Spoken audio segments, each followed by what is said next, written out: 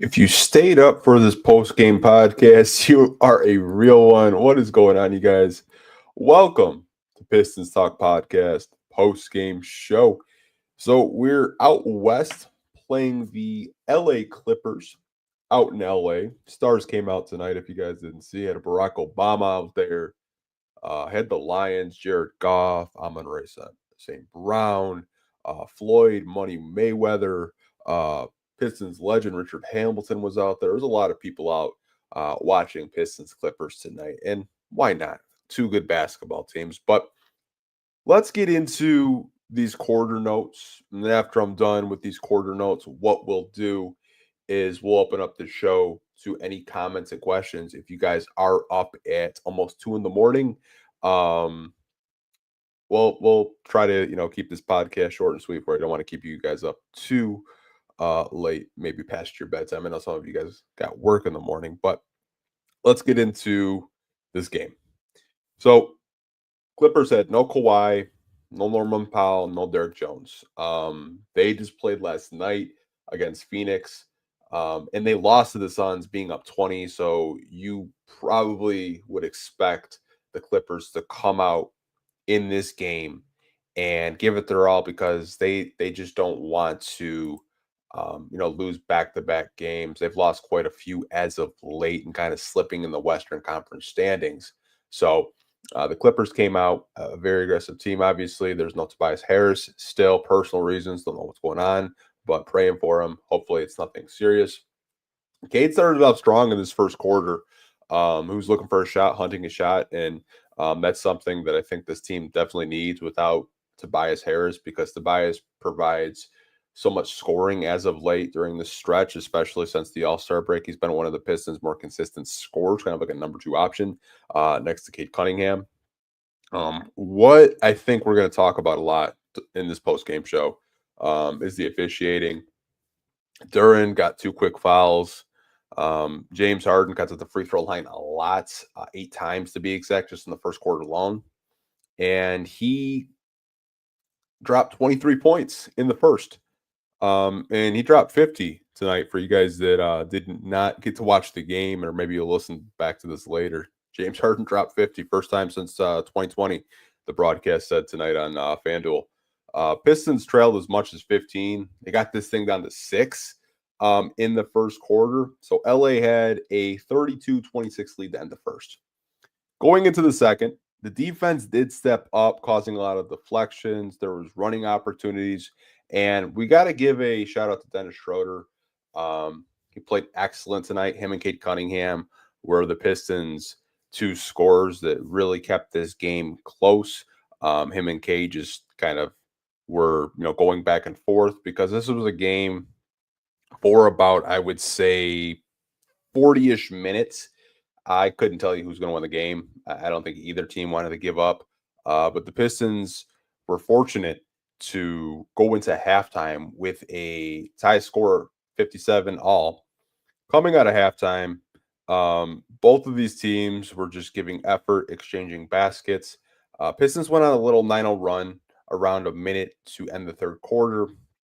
And the last 30 seconds, the Clippers kind of surged and they regained a lead because the Pistons did have a little 5-point lead. James Harden got to the line a couple of times in that 30-second span in the third, and they had a 91-89 lead going into the fourth. I think one thing with the fourth quarter we're probably going to talk about is Zubac is such a good rebounder that it was really hard for the Detroit Pistons to keep him off the glass. He had a lot of tip-ins late. Stewart did his best defending Zubac. There was a possession where he locked him down. Pistons go on a little 8-0 run after being down 7. And it looked like maybe they could come out and get a victory against the Clippers. But, Clippers go on a run. They go on an 8-0 run. And the score was 105-99 with 6 minutes to go. Dennis Schroeder kept this game really close within 2 possessions, hit back-to-back 3-pointers. The first 3-pointer, swished it, nothing but net. The second 3-pointer bounced off the rim and went in. I don't even know how the hell he made it, but it went in. But down the stretch, I think in this fourth quarter, what really hurt them was just the turnovers. There was just too many. especially late in the game if they really wanted to go out and win this basketball game. And I think the ability of trying to defend James Harden was so difficult because they really couldn't guard him legally. And I know JB said that in this press conference, saying, it's really hard to beat a team in the Clippers when you can't even legally guard a guy like James Harden. You can't put a hand on him. Kate Cunningham said the same thing. He had 6 free throws. James Harden had 20 tonight, saying, like, I'm getting hacked, I'm getting fouled, but I'm not getting that same call. I'm not getting that same respect from the officials. But Pistons do drop this one to the LA Clippers, 123-115. James Harden drops 50. Kate Cunningham had 37 points tonight. But we mentioned it in the Utah Jazz post-game show that, the rest of these games on this West Coast trip were going to be very difficult. Even though the Clippers were without Kawhi Leonard and Norman Powell and Derek Jones and Ben Simmons, like, it's a very good basketball team. They're a very good defensive team at the end of the day. And that was not going to be an easy victory. And obviously, they wanted to get some revenge, get that bad taste out of their mouth after blowing a 20-point lead to the struggling Phoenix Suns. But you do have Golden State and Portland this weekend on a back-to-back. So Golden State's another good team right now. They're on a heater as of late since the trading deadline with Jimmy Butler. That's going to be a very difficult game, I think, for the Pistons as well. I think it's a winnable game. I think both of these games this weekend in Golden State and in Portland are winnable games, but you're playing a team in Golden State that is one of the hotter teams in basketball right now, and then you have Portland to end the weekend, who's played much improved basketball since the last time you saw them in Detroit. They've kind of been like the Pistons in terms of just like kind of turning it around and going on win streaks and stuff like that. But overall, throughout this West Coast trip, you're 1-1. Could possibly end it 3-1, or who knows? We're praying for a 3-1. Maybe you can take care of Golden State and Portland on back-to-backs. But I want to open up the show to questions and comments. I see a couple of you guys left some comments throughout the night. So we will get to those questions and comments and then probably just wrap up this podcast. Just going to take a quick commercial break. And then after we do come back, we'll answer any of your guys' questions, comments, and overall thoughts with tonight's game. We'll be right back, you guys.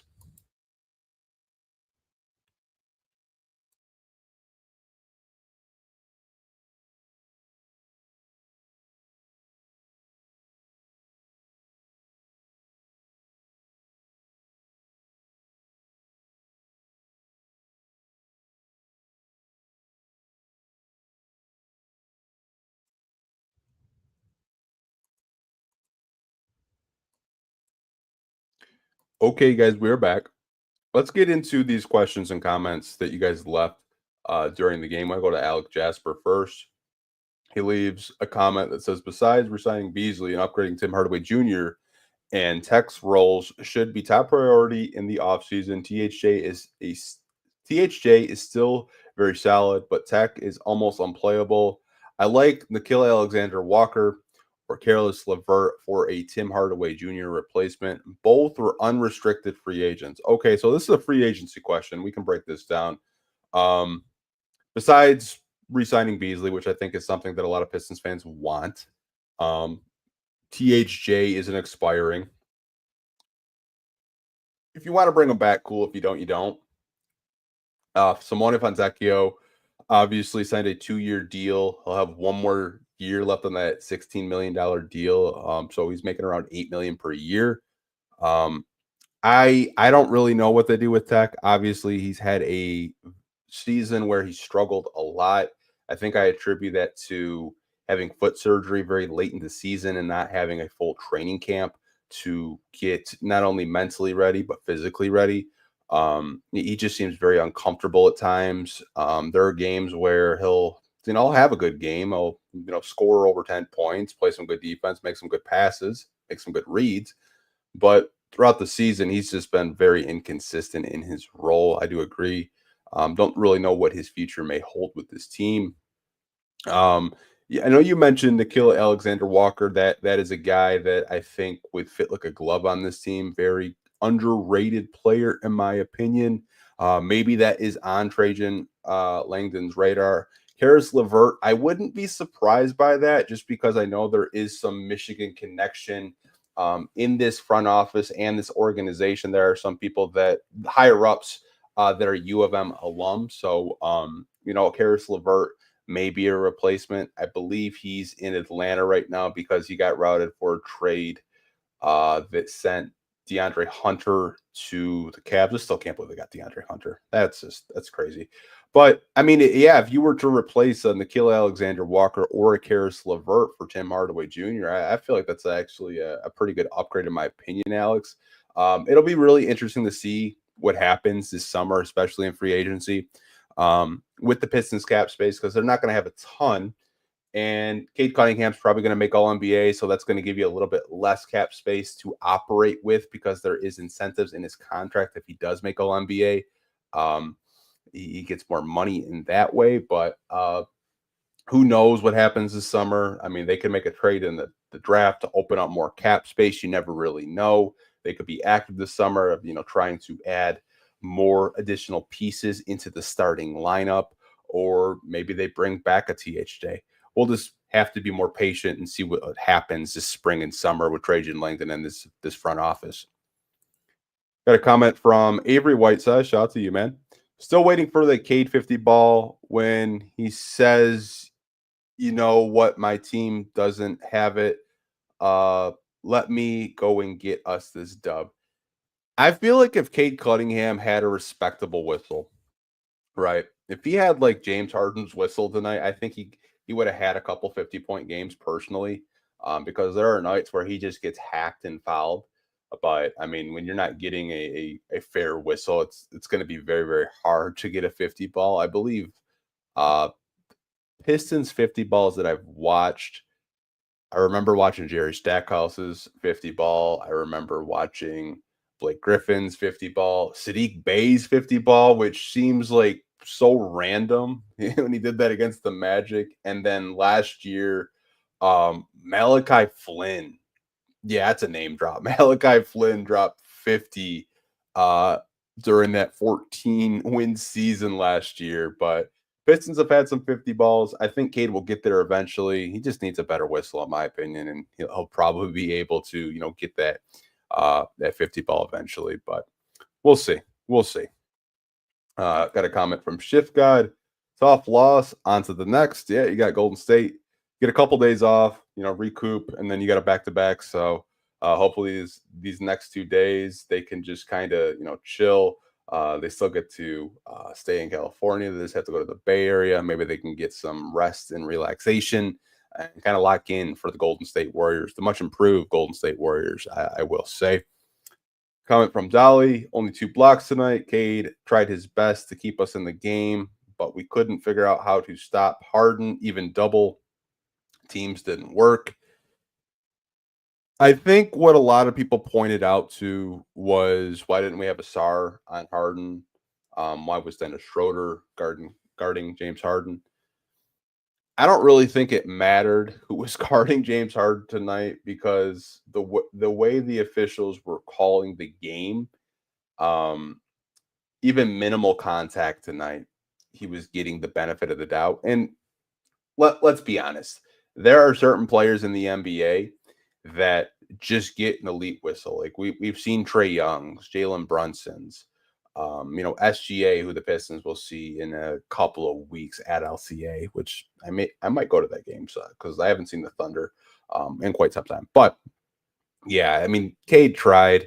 Harden was just in his bag tonight. That was like vintage, like Houston Rockets James Harden, when he just used to go berserk. Like, I was kind of surprised that he hasn't dropped over 50 points since 2020, like in the bubble. Like, I know James Harden is still like one of the best isolation scorers in basketball. Like, even though he's a little bit older, he's still like a really fun player to watch. Like, just taking my Piston hat and just like my NBA fandom for a second, like, you can appreciate the type of player he is. But yeah, it was really hard for this team to stop Harden. Cade tried his best. Dennis Schroeder tried his best. I did not expect Bojan Bogdanovic, though, or Bogdan Bogdanovic, excuse me, to almost have 20. Like, that was a guy that obviously has struggled quite a bit to find his shot. And wouldn't you know, he actually found his 3-point shot against the Pistons. I called it the announcer's curse on Twitter because George and Greg kept mentioning that, he's struggled a lot this season. Like, I didn't expect him to almost drop 20. I think he was a really big contributor for them on both ends of the floor. Did a really good job defensively, and was hitting some mid-range shots throughout the game. But I mean, that's a guy that's been a very dangerous scorer throughout his career. He's just had a really weird season, but looks like he figured out how to shoot 3-pointers again. But hey, you never know. Have a comment from MK. It says, all right, guys, the Clippers got Obama in the house, so we're gonna need Harden shooting 20 free throws. And that'll do it. If you want to buy into conspiracy theories, sure. I mean, anytime Scott Foster is officiating a game, I just say, oh boy, we're in for a long night. Out of all the officials, I feel like he's one of the worst in terms of just calling just basic fouls. Like, in the end of the fourth quarter, Coffee traveled and he didn't call it, and then he awarded the Clippers a timeout. JB got a tech for telling Scott Foster you should have called the travel, which I was like, we're really doing that, really? But hey, it is what it is. At the end of the day, there was a lot of stars out in LA, but that is to be expected. I have a comment from De Beers. Tough loss, still go Pistons. We have an opportunity to get better on Saturday. Yeah, we do. Like, I think Golden State is going to be a challenge. We've played them a couple of times this year, played them in the preseason as well. Last time we played them, they actually beat the Pistons at LCA. It was a close game throughout the game, but I think what I'm going to really be paying attention to is how they guard Jimmy Butler, how they handle Steph Curry. Can they be emotionally locked in and not let Draymond Green's antics get under their skin? Because last time Ron Holland and Draymond Green went at it. We all know the history that Stu and Draymond Green have with each other. It seems like they're always mixing it up. But I honestly think that if they can stay locked in, physically and mentally, they have a shot to beat anyone in the NBA. I think that's what we've seen this season. I mean, they have 35 wins. I don't think a lot of us expected them to have 35 wins this season. There's very few in the Pistons community that I've actually seen say, I got the Pistons winning 40. I think the only person I've actually seen on Twitter that has said that was Everything King. Like, Everything King saw the vision, so you got to give him a shout out. But honestly, just an amazing turnaround for this organization. Like, ESPN had them in top 10 power rankings, which I was really surprised by today.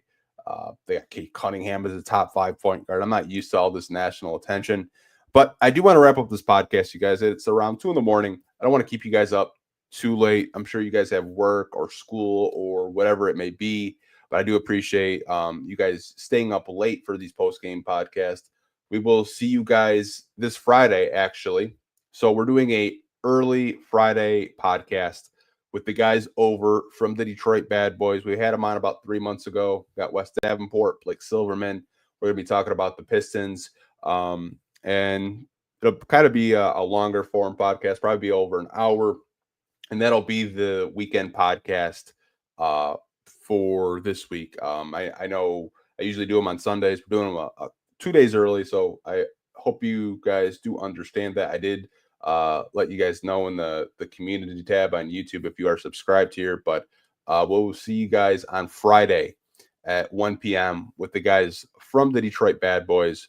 Can't wait to talk with both of those guys again. But until next time, you guys, take care and go Pistons. Have a good night. Peace.